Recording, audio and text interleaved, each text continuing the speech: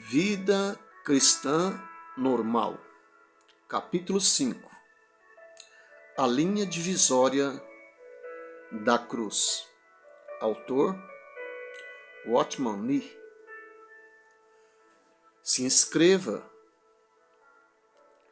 compartilhe para que mais pessoas possam receber essa dádiva, esta bênção, em nome de Jesus.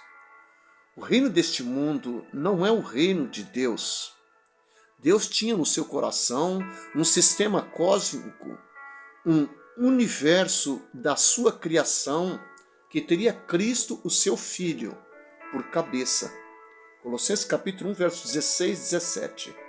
Porque nele foram criadas todas as coisas no céu e na terra, as visíveis e as invisíveis, sejam tronos, sejam dominações, sejam principados, sejam potestades.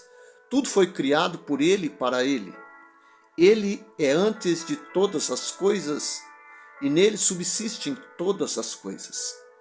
Satanás, porém, operando através da carne do homem, estabeleceu um sistema rival, conhecido na Escritura como este mundo, sistema em que nós estamos envolvidos e que ele próprio domina. Ele se tornou realmente o príncipe deste mundo, como está em João capítulo 12, versos 31. Desta forma, nas mãos de Satanás, a primeira criação se transformou em velha criação. E Deus já não se preocupa primeiramente com aquela, e sim com a segunda e nova. Está introduzindo a nova criação, o novo reino e o mundo novo. E nada da velha criação, do velho reino ou do mundo velho pode ser transferido a ela. Trata-se agora de dois reinos rivais e a qual deles damos a nossa lealdade. O apóstolo Paulo, naturalmente, não nos deixa em dúvidas sobre qual dos dois reinos realmente é o nosso, dizendo-nos que Deus, pela redenção, nos libertou do império das trevas e nos transportou para o reino do Filho do seu amor. Está em Colossenses capítulo 1, versos 13. Para nos transportar para o seu reino novo, Deus tem que fazer em nós algo novo, precisa nos transformar em novas criaturas, porque sem sermos criados de novo, não nos enquadraremos jamais no reino novo. O que é nascido da carne é carne e sangue não pode herdar o reino de Deus, nem a corrupção herdar a incorrupção. João capítulo 3, verso 6.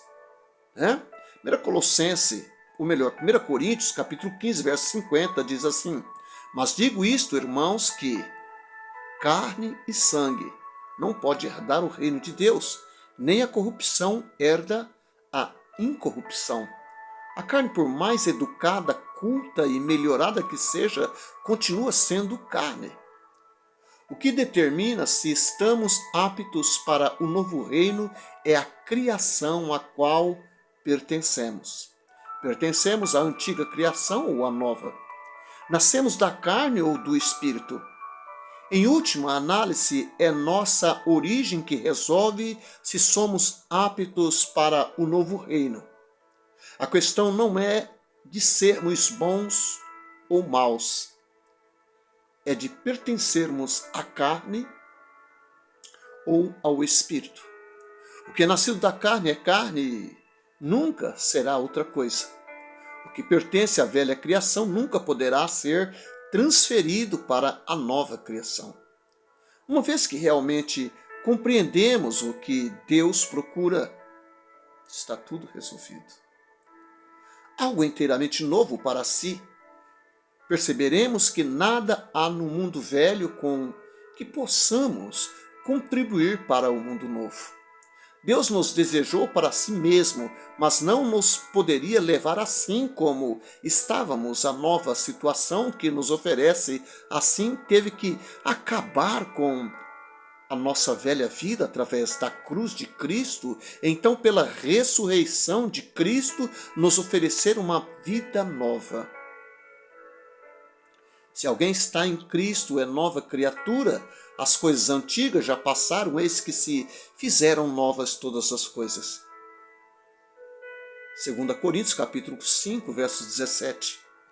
Sendo agora novas criaturas, com uma nova natureza, uma nova gama de faculdades, podemos entrar no novo reino e no novo mundo. A cruz foi o meio que Deus empregou para pôr fim às coisas antigas, pondo inteiramente à parte o nosso velho homem.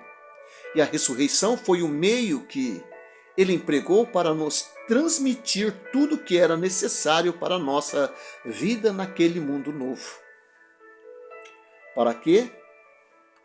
Como Cristo foi ressuscitado dentre os mortos pela glória do Pai, assim também andemos nós em novidade de vida. Está em Romanos capítulo 6, versos 4. Fomos, pois, sepultados com Ele pelo batismo na morte, para que, como Cristo foi ressuscitado dentre os mortos pela glória do Pai, assim andemos nós também em novidade de vida. O maior negativo do universo é a cruz, porque por meio dela Deus riscou e destruiu tudo que não era dele mesmo.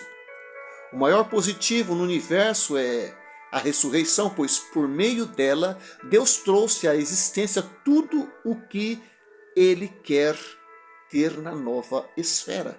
Assim, a ressurreição está no limiar da nova criação. É coisa abençoada ver que a cruz acaba com tudo aquilo que pertence ao primeiro sistema e que a ressurreição introduz tudo que pertence ao segundo. Tudo que teve o seu começo antes da ressurreição deve ser abolido.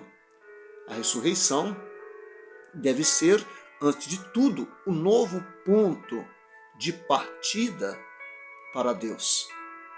Temos, pois, dois mundos diante de nós, o velho e o novo. No velho, Satanás tem domínio absoluto. Você pode ser um homem bom na velha criação. Da velha criação, nada do primeiro Adão pode passar para além da cruz. Tudo finda ali.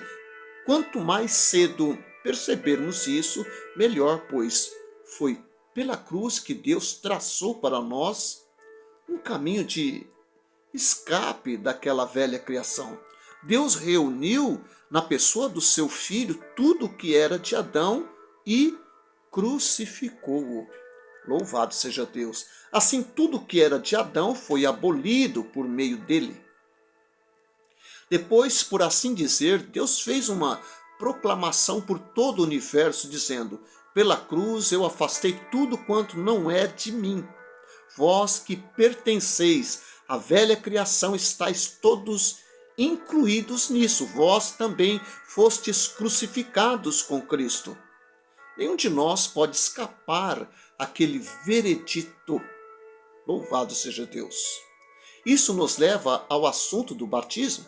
Ou, porventura, ignorais que todos os que fomos batizados em Cristo Jesus, fomos batizados na sua morte?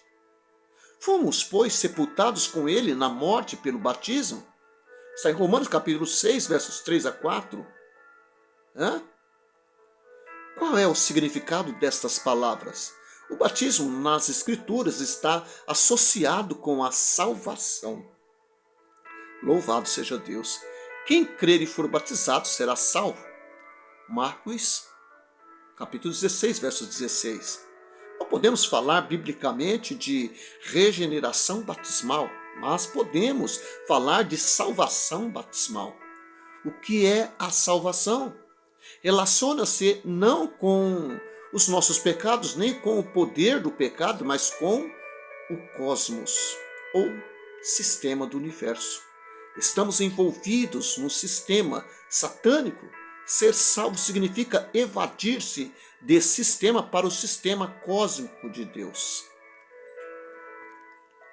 Na cruz de nosso Senhor Jesus Cristo, segundo diz Paulo, o mundo está crucificado para mim e eu para o mundo. Está em Gálatas capítulo 6, versos 14.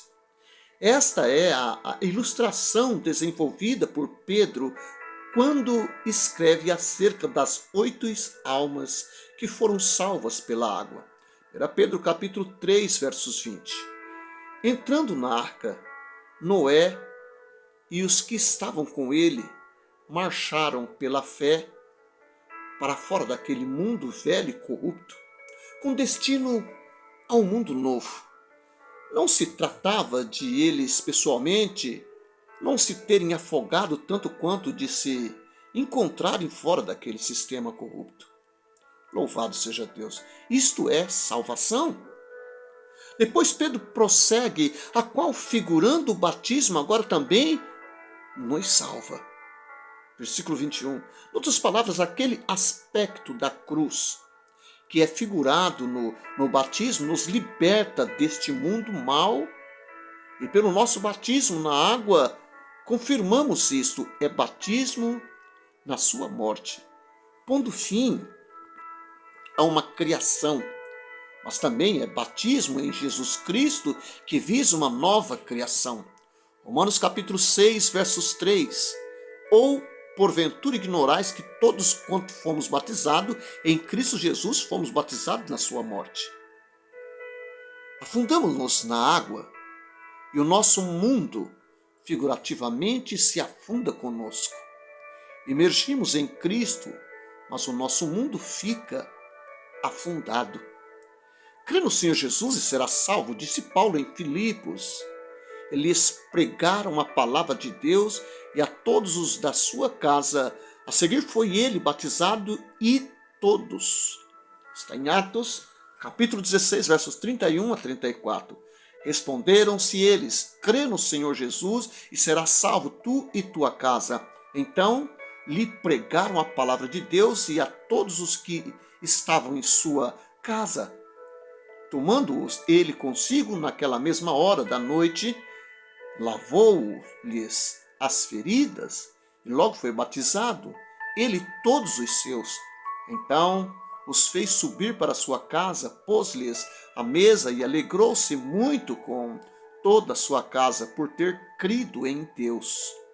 Isso é maravilhoso.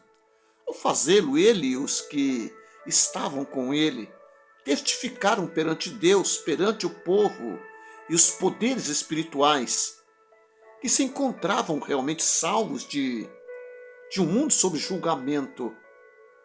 Como resultado, segundo lemos, com todos os seus, manifestava grande alegria por terem crido em Deus. É claro, pois, que o batismo não é mera questão de uma taça de água, nem mesmo de um batistério de água, sendo algo muito maior porque se relaciona tanto com a morte como com a ressurreição de nosso Senhor e tem em vista 2 mundos. A sepultura significa o fim. Louvado seja Deus. Qual é a minha resposta ao veredito de Deus sobre a velha criação? Respondo pedindo o batismo. Por quê?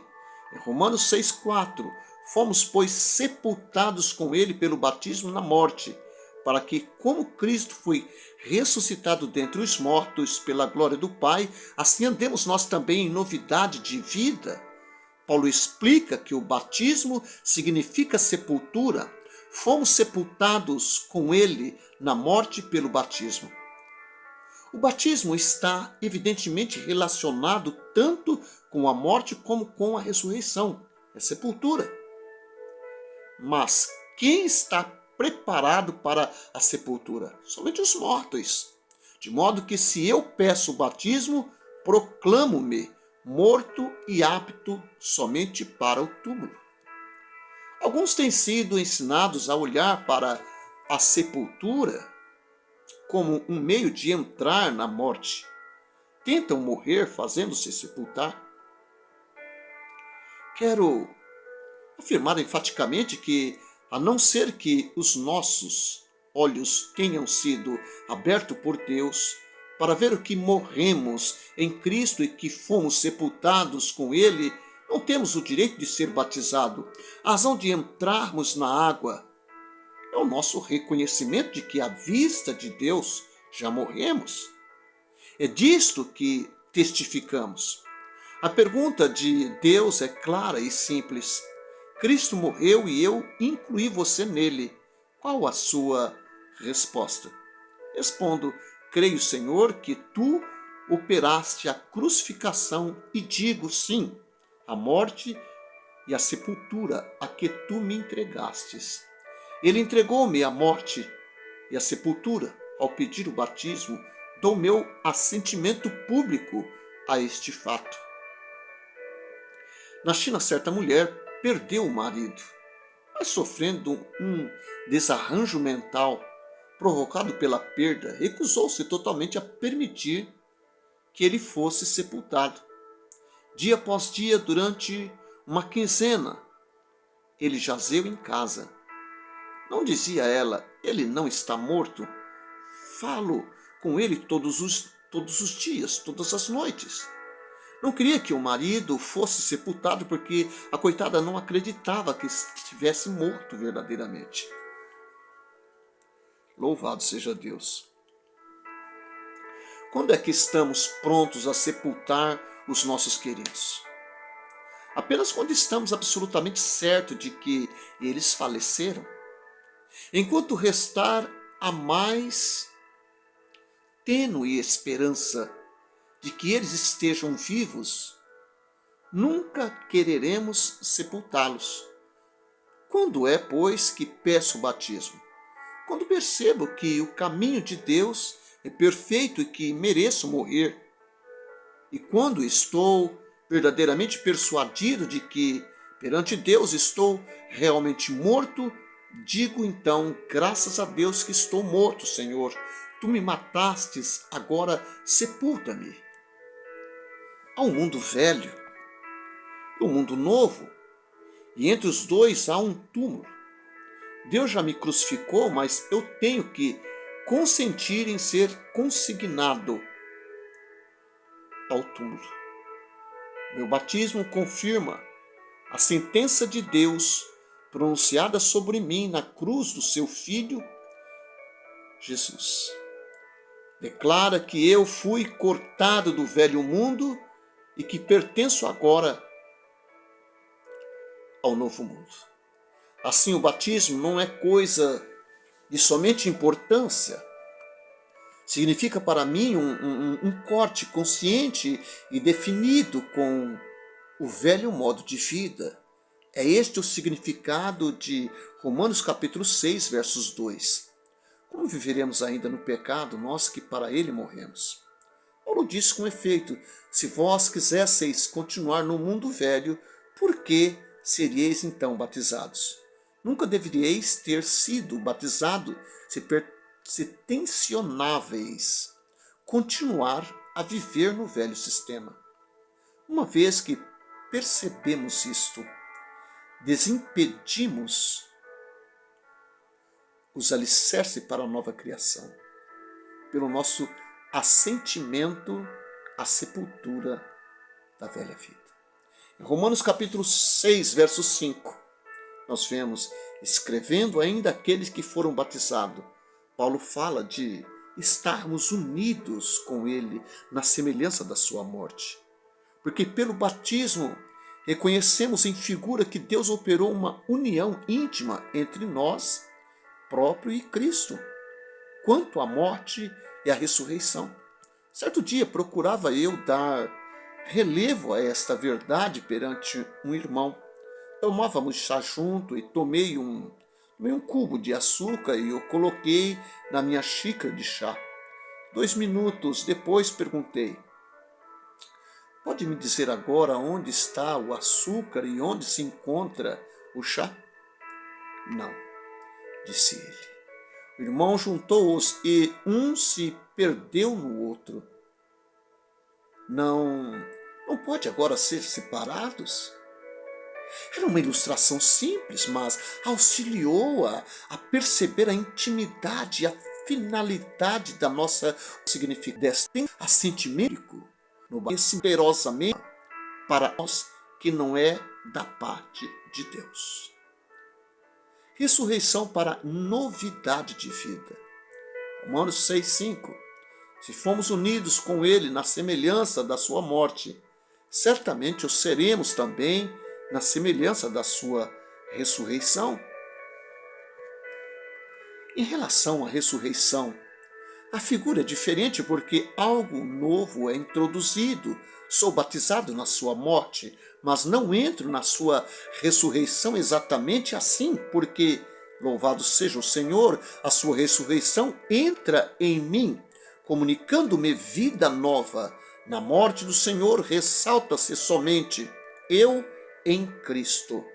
Com a ressurreição, embora a mesma coisa seja verdade, há uma nova ênfase sobre Cristo em mim.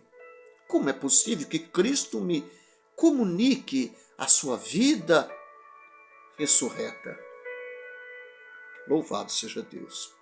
Como recebo eu esta nova vida?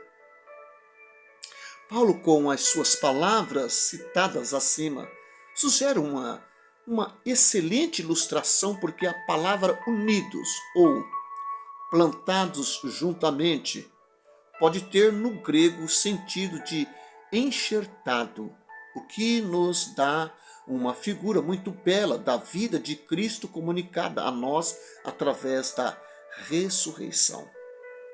Como pode uma árvore produzir fruto de outra?